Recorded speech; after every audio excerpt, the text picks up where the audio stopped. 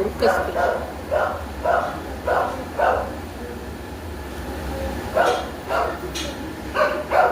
ക്രിസ്മസിൻ്റെ മുറുക്കാണ് ചെയ്തുകൊണ്ടിരിക്കുന്നത്. എത്ര 5 kg അല്ല, 5 kg 5 kg മുറുക്ക് ചെയ്ത് കഴിഞ്ഞു. അപ്പം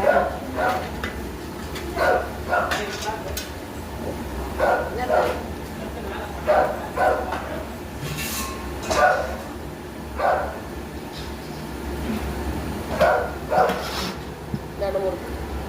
5 kg മുറുക്ക് ടോട്ടൽ ചെയ്യുന്നത്.